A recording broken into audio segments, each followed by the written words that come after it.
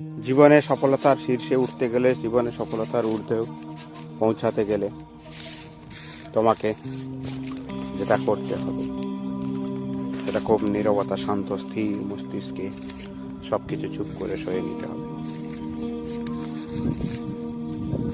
তোমরা কাকাতুয়া দেখেছ?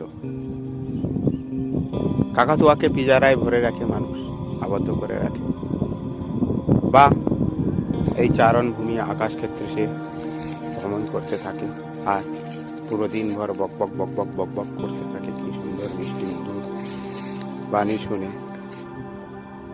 এবং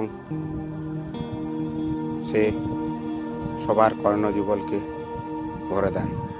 কিন্তু তোমরা ঈগলকে দেখেছ? শান্ত স্থির মস্তিষ্কে সুদূর আকাশের সবচেয়ে সুদূর উঁচুতে পক্ষী জগতের মধ্যে সব থেকে পক্ষী জগতের মধ্যে এই চার অনুভূমিতে সব থেকে উপর, সব থেকে উঁচুতে অবিলাপ ক্রমে নিজেকে মেলে ধরে আর শান্ত মস্তিষ্কে চুপচাপ করে থাকে, শুধু নিজের অবিচল লক্ষ্যে স্থির থাকে। এবং কাকাতুয়ার মতন পুরো দিন সে সুন্দর মিষ্টি বাণী বলে কারোর মন ভরে না।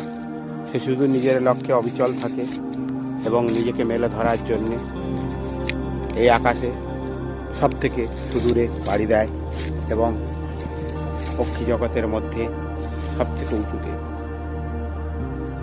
স্থাপন করে নিজেকে, এবং সেখান থেকে সে তার নিজের লক্ষ্যে খাদ্য সংগ্রহের জন্যে পৃথিবীতে কোথায় কী আছে আহরণ করে এবং বিচরণ করে, যেটা আর কোনো পক্ষী জগতের মধ্যে কেউ পারে না, একমাত্র ঈগল পারে। আর তাই তোমার জীবনের লক্ষ্যে তুমি পৌঁছাতে গেলে কাকাতুয়ার মতন বুলি আউড়ে বকবক করে অপরকে মিষ্টি মধুর বাণী শুনিয়ে অপরের থেকে সহৃদয় বা সুন্দর উপদেশ নেওয়ার থেকে শান্ত মস্তিষ্কে চুপচাপ নিজের লক্ষ্যে অবিচল থেকে সুদূর আকাশে পাড়ি দাও এবং